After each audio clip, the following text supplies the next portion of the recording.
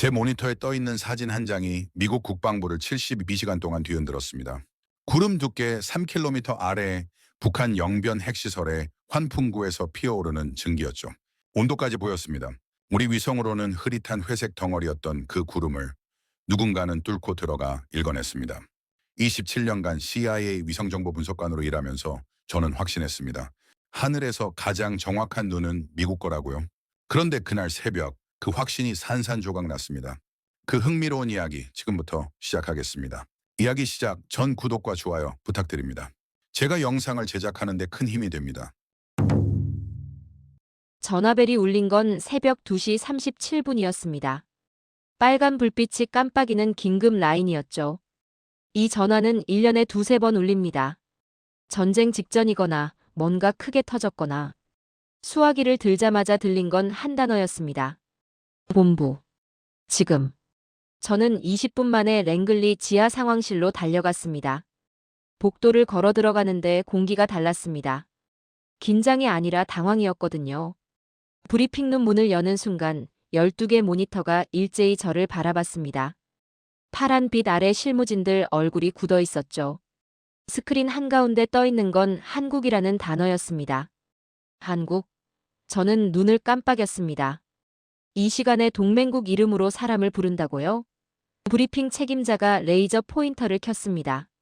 신형 정찰 위성입니다. 성능 보고 건입니다.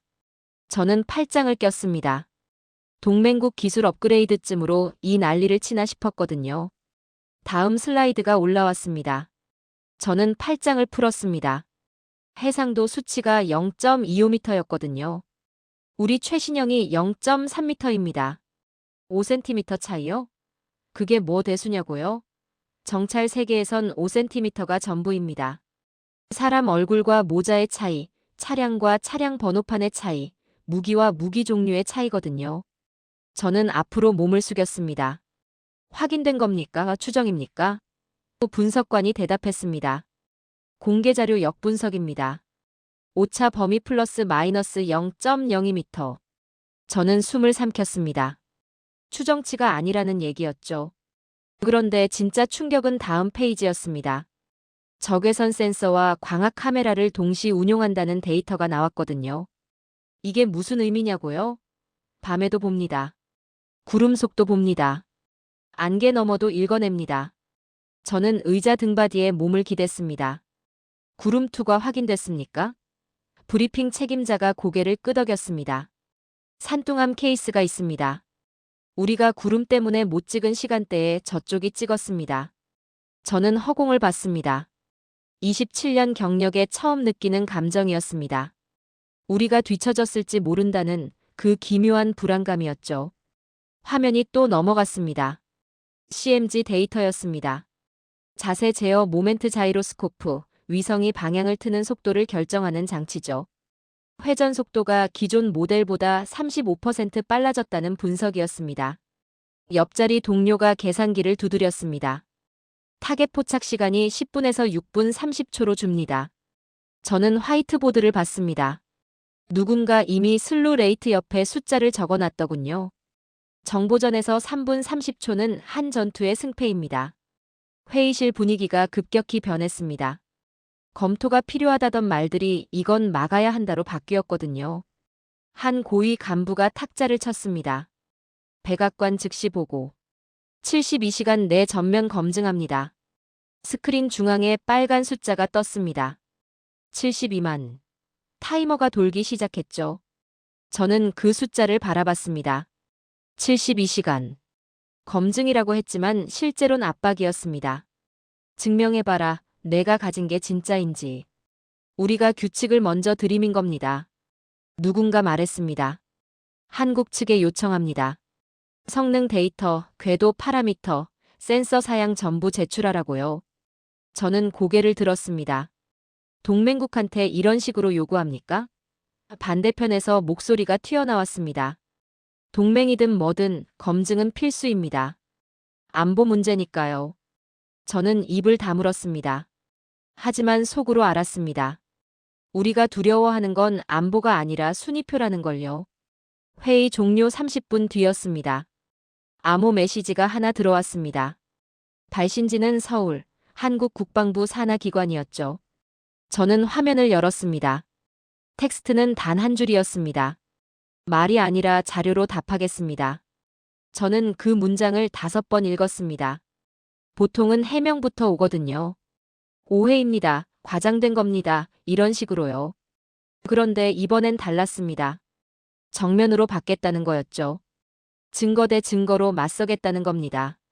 저는 사무실로 돌아왔습니다.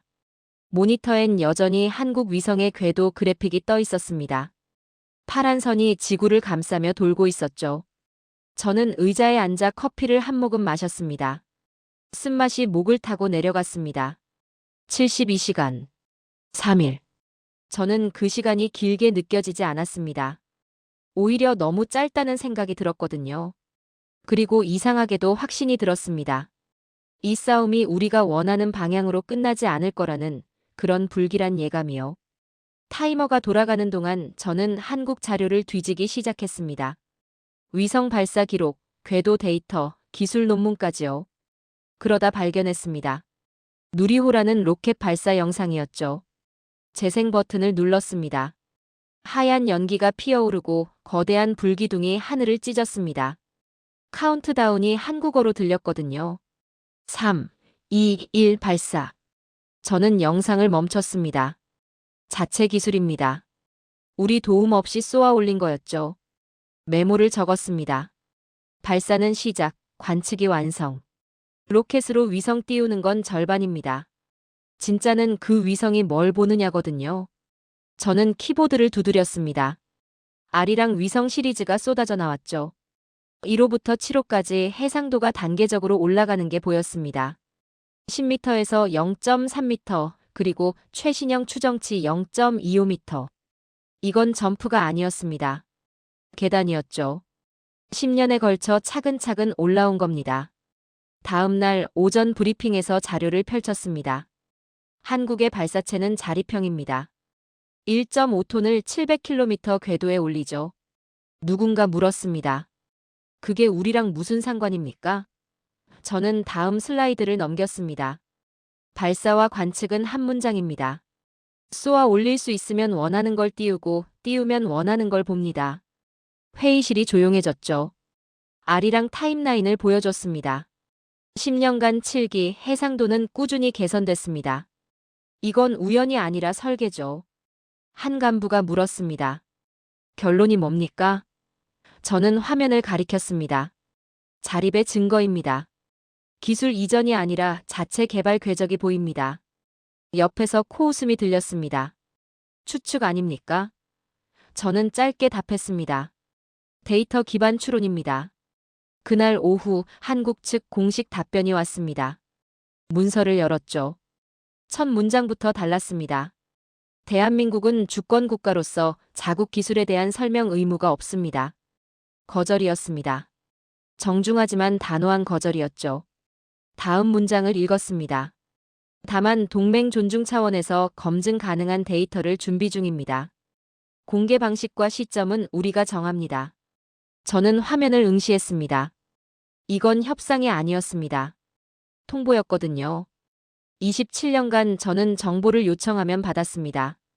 동맹국이든 어디든 우리가 물으면 대답이 왔죠. 그런데 이번엔 달랐습니다. 주권이라는 단어를 먼저 꺼냈습니다.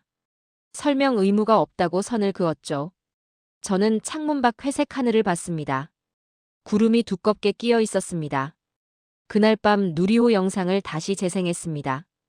불기둥이 치솟고 로켓이 사라지는 장면이었죠. 발사 30초 시점에 일시정지를 눌렀습니다. 로켓 꼬리에 불꽃이 퍼지는 순간이었습니다. 저는 그 장면을 한참 봤습니다. 불꽃이 하늘을 뚫으면 그 다음은 눈이 세상을 읽습니다. 한국은 그 둘 다 가진 겁니다. 메모장에 적었습니다. 의심은 내 직업이었지만 편견은 아니었다. 그동안 저는 의심했습니다. 한국 기술이 과장됐을 거라고요. 그런데 자료를 보면 볼수록 달랐습니다. 누리호는 10년 프로젝트였습니다. 실패하고 개선하고 다시 쏘고. 아리랑도 마찬가지였죠. 1호기는 형편없었지만 포기 안 하고 계속 올렸습니다. 이건 운이 아니라 집요함이었거든요. 다음 날 보고서를 작성했습니다. 제목은 한국 우주 역량 재평가였습니다. 결론 부분을 신중하게 썼죠. 자립 기반 기술 개발 추정. 외부 의존도 낮음. 지속 발전 가능성 높음. 그리고 한 줄을 더했습니다. 기존 평가 기준 재검토 필요. 저장 버튼을 눌렀습니다. 손가락이 떨렸습니다. 이 보고서는 사실상 인정이었거든요. 우리가 틀렸을 수 있다는 인정이었습니다. 모니터엔 여전히 누리호 발사 장면이 멈춰 있었습니다. 하얀 연기, 붉은 불꽃, 파란 하늘. 저는 작게 중얼거렸습니다. 혹시 진짜일 수 있다. 27년 경력에 처음 하는 말이었습니다. 우리가 아닌 다른 누군가가 앞서 있을 수 있다는 가능성을 인정하는 말이었죠. 타이머를 봤습니다. 48만 2317. 72시간 중 거의 하루가 지났는데 상황은 우리 예상과 달랐습니다. 한국은 설명하지 않았습니다. 대신 증거를 예고했죠. 그리고 저는 알았습니다. 다음에 올 건 말이 아니라 자료라는 걸, 그것도 우리가 반박 못할 자료일 거라는 걸 말입니다. 증거가 공개된 건 48시간째 되는 날 오전 10시였습니다. 한국 국방부 라이브 브리핑이라는 통보가 왔죠. 저는 회의실 스크린 앞에 섰습니다. 동료 15명이 함께 있었습니다. 손바닥에 땀이 났습니다. 화면이 켜졌습니다. 서울 국방부 브리핑룸이 나타났습니다. 군복 입은 대령이 인사말 없이 바로 시작했습니다. 영변 핵시설입니다. 촬영 시각은 48시간 전 오전 11시 27분. 화면이 둘로 쪼개졌습니다. 좌측과 우측, 같은 장소를 찍은 두 이미지였죠. 우측 화면부터 봤습니다. 우리 위성 자료였습니다. 회색 건물, 흐릿한 윤곽, 구름 때문에 디테일이 죽었죠. 시설 외형만 겨우 식별되는 수준이었습니다. 저는 좌측 화면으로 시선을 옮겼습니다. 그리고 숨이 멎었습니다. 색깔이 보였습니다. 빨강과 파랑, 온도 차이를 나타내는 IR 팔레트였죠. 건물 외벽은 파란색, 지붕 일부는 빨갛게 빛났습니다. 환풍구에서 증기가 나오고 있었거든요. 온도까지 읽혔습니다. 섭씨 85도에서 92도 수치가 화면 모서리에 떴습니다. 환풍구가 하나씩 세어져 있었습니다. 1번, 2번, 3번, 12번까지. 한국 측이 친절하게 번호를 매겼더군요. 우리 자료에선 환풍구 자체가 안 보였는데요. 옆자리 분석관이 의자에서 벌떡 일어났습니다.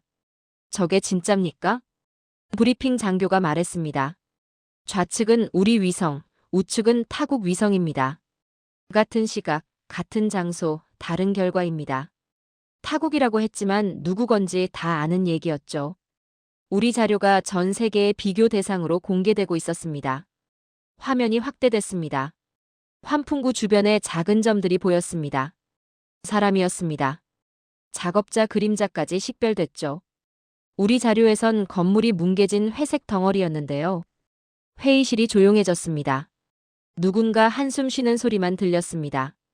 광학과 적외선을 동시 운용했습니다. 구름 투과율은 82%입니다. 저는 속으로 계산했습니다. 82%요? 우리 최신 시스템도 60% 중반입니다. 그것도 이상적 조건에서죠. IR 색감 대비가 너무 선명했습니다. 온도 분해능이 최소 0.5도 이하라는 뜻이었습니다. 장교가 마지막 한마디를 쳤습니다. 공식 수치보다 개선되었습니다. 한 문장이었지만 그게 전부였죠. 공식이 0.3m라면 개선됐다는 건 0.25m, 어쩌면 그 이하라는 암시였습니다. 화면 우측 하단에 EVIDENC라는 워터마크가 보였습니다. 증거. 그들은 증거를 냈습니다. 브리핑이 끝났습니다. 회의실이 정적에 잠겼죠. 저건 조작 가능성은 없습니까? 저는 고개를 저었습니다. 없습니다. IR 데이터는 조작하면 티가 납니다.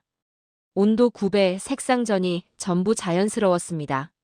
그럼 진짜입니까? 저는 천천히 고개를 끄덕였습니다. 진짜입니다. 휴대폰이 울렸습니다. 백악관 안보보좌관실이었죠. 하트, 지금 본 거 맞습니까? 맞습니다. 한국 위성 성능 확인됐습니다. 전화 너머가 조용했습니다. 우리가 졌습니까? 저는 입술을 깨물었습니다. 적어도 세계 영역에선 그렇습니다. 구름 투과, 온도 분해능, 해상도. 전화를 끊고 창밖을 봤습니다. 하늘이 맑았습니다. 아이러니했죠. 우리가 진 이유가 구름인데 오늘 하늘은 이렇게 맑다니요. 흑백에서 컬러로 바뀌는데 걸린 시간 3초. 한국이 화면을 쪼갠 순간부터 우리가 할 말을 잃기까지 정확히 3초였습니다. 오후에 긴급회의가 소집됐습니다. 한 고위 간부가 말했습니다. 대응 방안을 논의합니다. 저는 손을 들었습니다. 대응이 아니라 검증으로 전환해야 합니다. 주변이 술렁였죠. 무슨 소립니까? 저는 스크린을 가리켰습니다. 우리가 건넨 건 사진, 그들이 내민 건 증거였습니다. 픽셀 밀도가 진실의 무게를 이긴 겁니다. 아직 72시간이 안 끝났습니다. 저는 영변 이미지를 가리켰습니다. 더 확인할 게 뭡니까? 증기가 보이고 온도가 보이고 사람까지 보입니다. 회의실이 조용해졌습니다. 저는 말을 이었습니다. 구름은 장애물이 아니라 시험지였습니다. 한국은 통과했고 우린 못했습니다. 타이머를 확인했습니다. 24만 1642. 하루가 남았지만 승부는 이미 났습니다. 한국은 말하지 않았습니다. 보여줬죠. 그것도 우리 자료와 나란히 놓고요. 저는 알았습니다. 남은 24시간 동안 더 많은 증거가 쏟아질 거라는 걸요. 백악관 재소집 통보가 떨어진 건 그날 오후 3시였습니다. 저는 차를 몰고 워싱턴으로 향했죠. 라디오를 켰습니다. 뉴스가 흘러나왔습니다. 한국 정찰 위성 성능 논란, 미 국방부 긴급회의 소집. 앵커 목소리 뒤로 방산 주가 그래프가 언급됐습니다. 록히드 마틴 2.3% 하락, 노스럽 그루먼 1.8% 하락. 저는 라디오를 껐습니다. 이미 시장이 반응하고 있었습니다. 회의실 문을 열자 공기가 달랐습니다. 48시간 전엔 공격성이었습니다. 지금은 방어였죠. 국방부 차관 앞에 놓인 서류 더미가 보였습니다. 맨 위 종이에 빨간 밑줄이 쳐진 단어들이 보였습니다. 야간, 구름, 기동성. 세계 영역이었습니다. 우리가 뒤처진 세계 영역이요. 스크린이 켜졌습니다. 분석 자료가 펼쳐졌죠. 야간 IR 성능 비교표였습니다. 좌측엔 우리 위성, 우측엔 한국 위성 추정치가 나란히 놓였습니다. 온도 분해능 0.8도 대 0.5도 이하. 구름 투과율 65% 대 82%. 숫자가 말해주고 있었습니다. 우리가 졌다고요. 다음 슬라이드로 넘어갔습니다. CMG 회전 속도 비교였습니다. 우리 위성이 목표물 재포착에 9분에서 10분 걸릴 때 한국 위성은 6분에서 7분이면 끝낸다는 분석이었죠. 누군가 화이트보드에 슬루 레이트 갭 35%라고 적었습니다. 35% 격차. 정보전에서 3분은 전투 하나의 생사를 가릅니다. 제 옆자리에 앉은 NSA 분석관이 태블릿을 켰습니다. 언론 헤드라인 모음이었습니다. 미국 위성기술 우위 재검토, 한국, 정찰 분야 게임 체인저, 동맹국 기술력 역전 가능성. 헤드라인 아래 댓글 수가 보였습니다. 수천 개씩 달려 있었죠. 저는 화면에서 눈을 돌렸습니다. 이미 여론이 움직이고 있었습니다. 창밖을 봤습니다. 워싱턴 거리가 평화로웠습니다. 사람들이 걷고 차들이 지나갔죠. 하지만 이 방 안은 달랐습니다. 금이 가고 있었습니다. 보이지 않는 금이었지만 느껴졌거든요. 우위라는 확신에, 질서라는 체계에, 동맹이라는 구조예요. 저는 메모장을 펼쳤습니다. 동맹 존중이라고 적었습니다. 그리고 그 아래 한 줄을 더했죠. 체면 vs 진실. 지금 이 방에선 두 가지가 싸우고 있었습니다. 체면을 지키려는 본능과 진실을 인정해야 하는 현실이요. 저는 펜을 놓았습니다. 싸움의 결과는 뻔했습니다. 진실이 이기거든요. 언제나요. 회의가 이어졌습니다.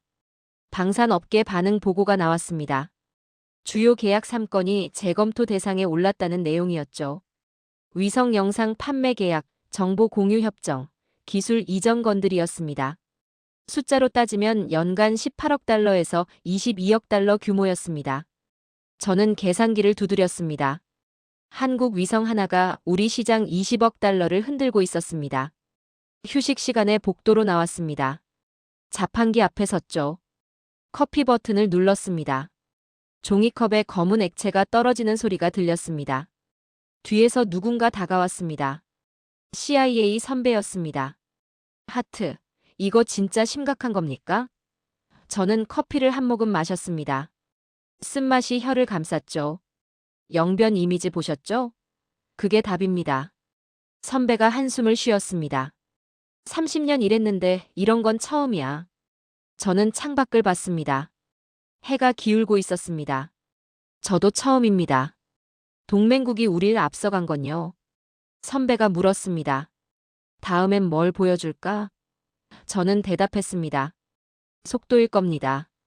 우리가 못 찍은 시간대를 저쪽이 찍었다는 증거요. 회의실로 돌아왔습니다. 스크린엔 새로운 자료가 떠 있었습니다. 글로벌 위성정보시장 점유율 그래프였죠. 미국이 68%, 유럽이 22%, 기타가 10%였습니다. 그런데 그래프 옆에 작은 주석이 달려 있었습니다. 한국 진입 시 재편 예상. 저는 그 문장을 봤습니다. 예상이 아니었습니다. 확정이었죠. 국방부 차관이 서류를 정리했습니다. 결론입니다. 세계 영역에서 열세가 확인됐습니다. 만회 시간은 최소 2년에서 3년입니다. 회의실이 조용해졌습니다. 2년에서 3년. 그 시간 동안 한국은 더 앞서 나가겠죠. 격차는 벌어질 겁니다. 좁혀지는 게 아니라요. 저는 메모장에 한 줄을 더 적었습니다.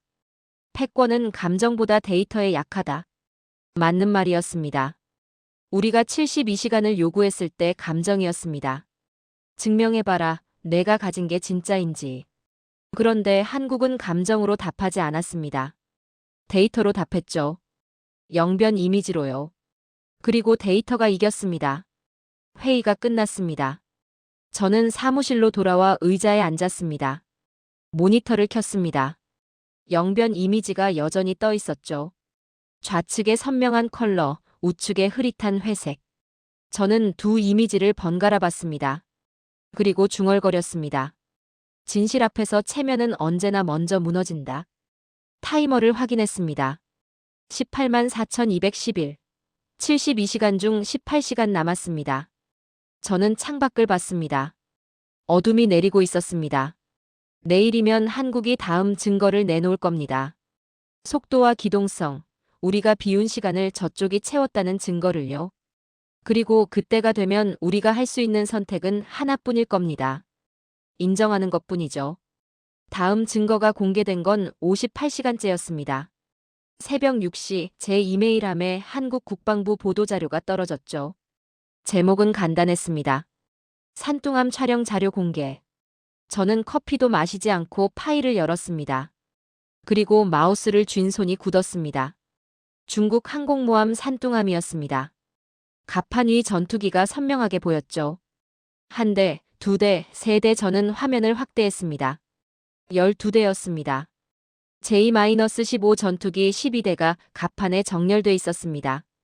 기체 번호까지 식별됐습니다. 저는 촬영 시각을 확인했습니다.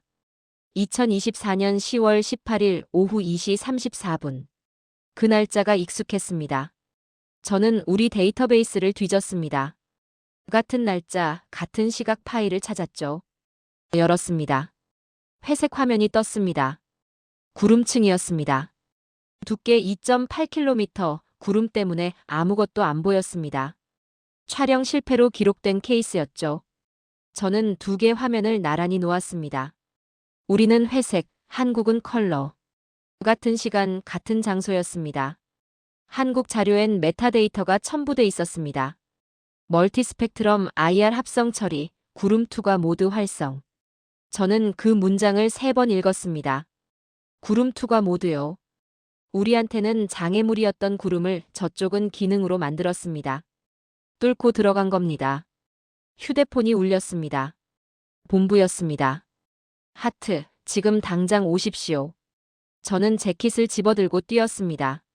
차를 몰고 가면서 라디오를 켰죠. 이미 뉴스가 나가고 있었습니다. 한국 위성, 중국 항모 실시간 포착 미국은 구름에 가려. 앵커 목소리에 놀라움이 섞여 있었습니다. 회의실은 아수라장이었습니다. 스크린엔 산뚱함 이미지가 크게 떠 있었고 실무진 25명이 저마다 목소리를 높이고 있었죠. 제가 들어서자 차관이 손짓했습니다. 설명하십시오. 저는 스크린을 가리켰습니다. 우리가 못 본 걸 저쪽이 봤습니다. 18시간 전입니다. 18시간이 뭐가 중요합니까?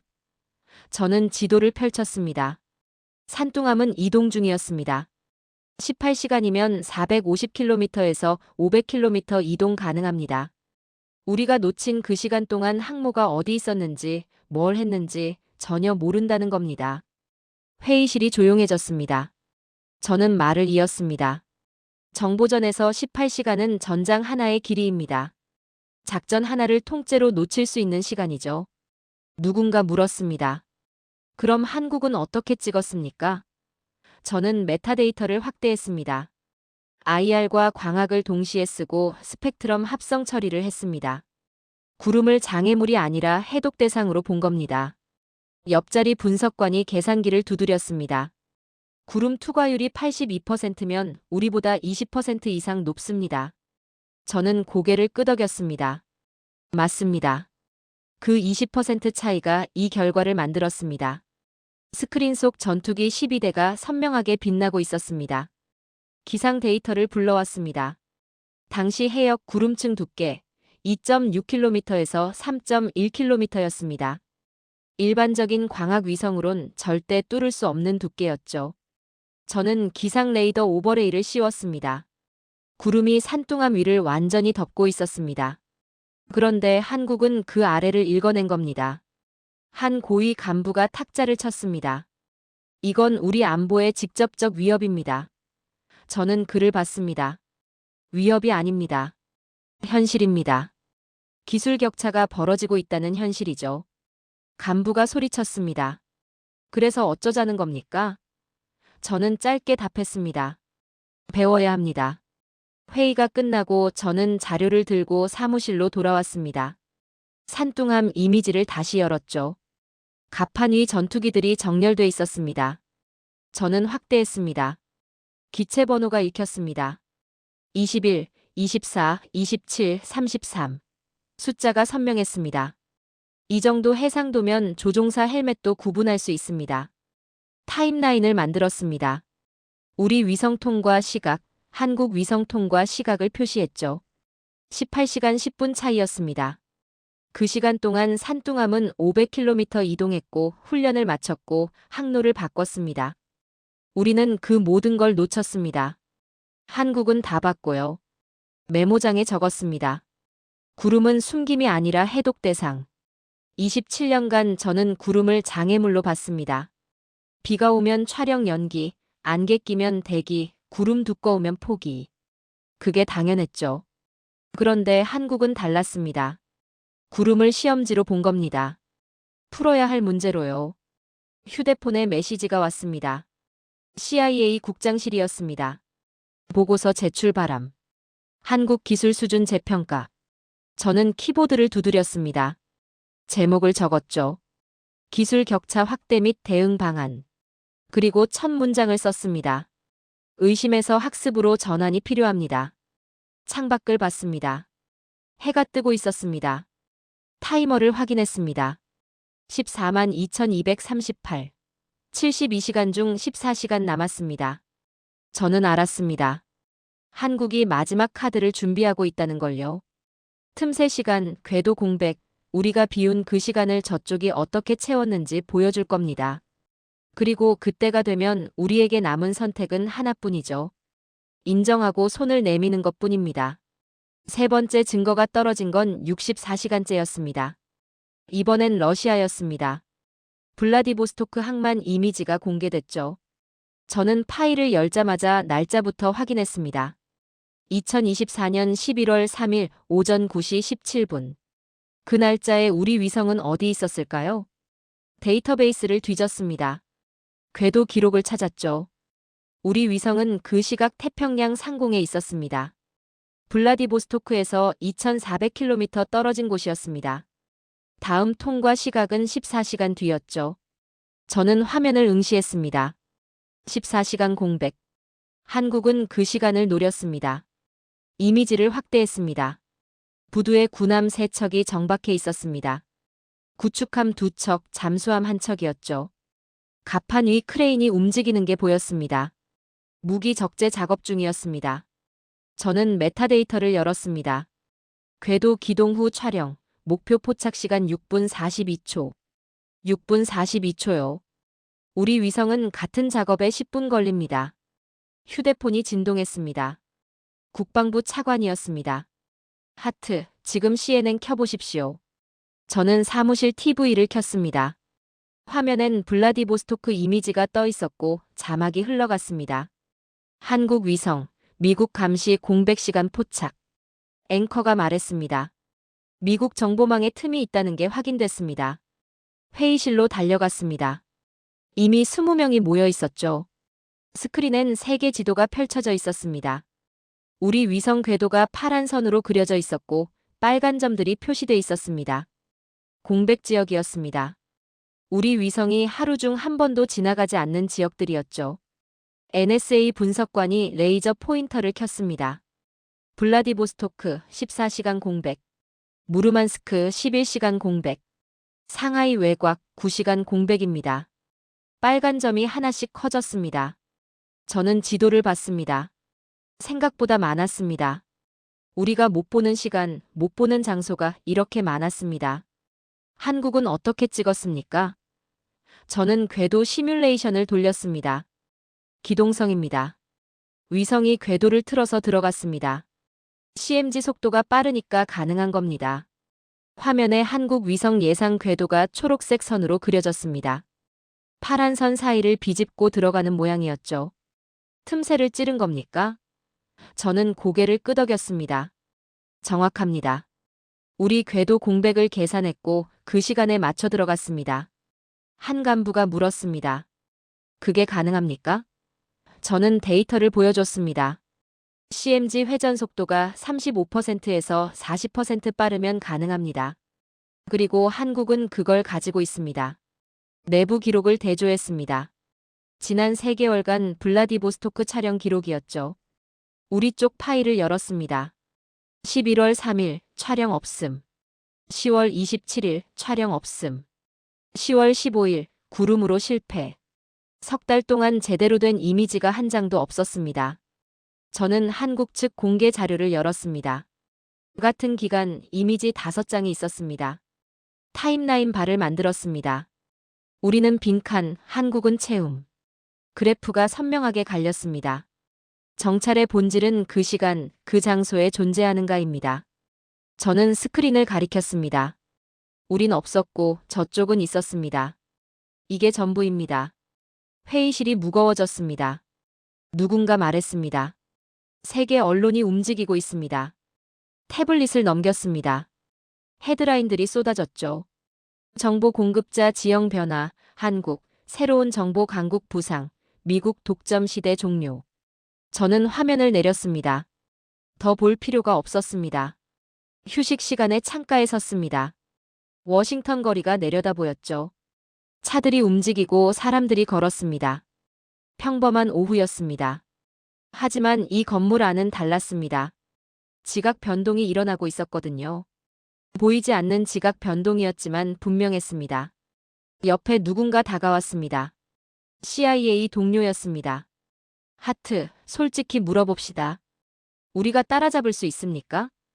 저는 지도를 봤습니다. 빨간 점들이 여전히 떠 있었죠. 2년에서 3년 걸립니다. 그 사이 저쪽은 더 앞서 나갈 겁니다. 그럼. 저는 짧게 답했습니다. 배워야죠. 회의가 재개됐습니다. 국방부 차관이 말했습니다. 결론을 내겠습니다. 궤도 공백이 확인됐습니다. 대응 방안은 뭡니까? 저는 자료를 정리했습니다. 2가지입니다. 우리 위성을 추가로 올리거나 한국과 협력하거나. 회의실이 조용해졌습니다. 협력이요? 저는 고개를 끄덕였습니다. 위성 추가 발사는 최소 3년 걸립니다. 예산 승인부터 발사까지요. 그 시간을 기다릴 겁니까? 아무도 대답하지 않았습니다. 저는 말을 이었습니다. 한국은 이미 올려놨습니다. 그리고 우리가 못 보는 시간을 보고 있습니다. 답은 명백합니다. 메모장에 적었습니다. 틈새를 본 자가 시대를 쓴다. 맞는 말이었습니다. 한국은 우리 공백을 계산했고 그 틈새로 들어갔습니다. 정확하게 효율적으로요. 우리가 규칙을 만들었다면 한국은 틈새를 찾은 겁니다. 그리고 정보전에서 틈새는 기회입니다. 타이머를 확인했습니다. 81,729. 72시간 중 8시간 남았습니다. 저는 알았습니다. 다음엔 비교표가 나올 거라는 걸요. 성능 항목별 대결, 숫자, 대숫자의 대결이요. 그리고 그게 나오면 우리가 할 수 있는 건 하나뿐입니다. 손을 들고 배우겠다고 말하는 것뿐이죠. 마지막 자료가 공개된 건 70시간째였습니다. 성능 비교표였습니다. 한국 국방부가 공식 발표했죠. 저는 파일을 다운받았습니다. 엑셀 시트 하나였는데 그 안에 모든 게 들어있었습니다. 첫 번째 항목 해상도. 한국 0.25m, 미국 0.3m. 두 번째 적외선 분해능. 한국 0.5도 이하, 미국 0.8도. 세 번째 구름 투과율. 한국 82%, 미국 65%. 네 번째 목표 재포착 시간. 한국 6분 30초, 미국 10분. 숫자가 말해주고 있었습니다. 4대 0이라고요. 저는 프린트를 눌렀습니다. 종이가 나왔습니다. 들고 차관실로 향했죠. 노크하고 들어갔습니다. 보고 드립니다. 차관이 서류를 받았습니다. 10초 동안 침묵이 흘렀습니다. 확인됐습니까? 저는 고개를 끄덕였습니다. 세계 영역은 확실히 열쇠입니다. 만에 가능합니까? 저는 잠시 망설였습니다. 그리고 답했습니다. 2년에서 3년 걸립니다. 그 사이 격차는 더 벌어질 겁니다. 차관이 서류를 내려놨습니다.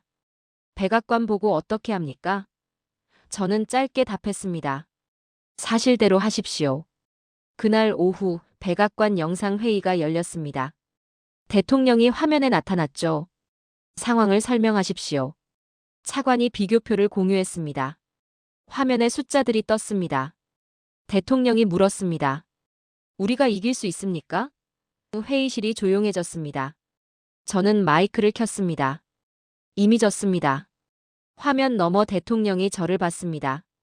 설명하십시오. 저는 비교표를 가리켰습니다. 4개 핵심 영역 중 3개에서 뒤처졌습니다. 데이터가 증명합니다. 의견입니까? 사실입니까? 저는 답했습니다. 사실입니다. 30초간 침묵이 흘렀습니다. 그리고 대통령이 말했습니다. 옵션을 주십시오. 차관이 자료를 펼쳤습니다. 3가지입니다. 첫째, 독자 개발. 3년 소요. 둘째, 동맹국과 경쟁. 승산불명. 셋째, 협력. 대통령이 물었습니다. 추천은? 차관이 잠시 멈췄습니다. 그리고 답했습니다. 협력입니다. 회의가 끝났습니다. 2시간 뒤 성명이 나갔습니다. 미국과 한국 위성정보 협력 강화 합의. 언론 브리핑에선 동맹 강화라고 했습니다. 하지만 우리는 알았습니다. 현실 인정이라는 걸요. 저는 사무실로 돌아와 창밖을 봤습니다. 해가 지고 있었습니다. 타이머를 확인했습니다. 15,814. 2시간 남았습니다. 72시간이 거의 끝나가고 있었죠. 한국이 준 시간이 아니었습니다. 우리가 요구한 시간이었습니다. 증명해봐라, 내가 가진 게 진짜인지. 그리고 한국은 증명했습니다. 메모장을 펼쳤습니다. 승복은 패배가 아니라 검증의 완성이다. 맞는 말이었습니다. 우리는 검증하려 했습니다. 그런데 검증당한 건 우리였죠. 한국이 보여준 건 데이터였고 우리가 보여준 건 오만이었습니다. 데이터가 이겼습니다. 휴대폰에 메시지가 왔습니다. 국무부였습니다. 한국 측 협력 제안서 도착. 저는 파일을 열었습니다. 연간 데이터 공유, 상호정보 교환, 공동 분석 체계 구축. 조건이 나열돼 있었습니다. 저는 스크롤을 내렸습니다. 마지막 줄이 보였습니다. 존중과 대등함을 기반으로. 저는 화면을 봤습니다. 존중. 우리가 72시간 전엔 주지 않았던 단어였습니다. 비교표를 다시 꺼냈습니다. 0.25 대 0.3, 82 대 65, 6분 30초 대 10분.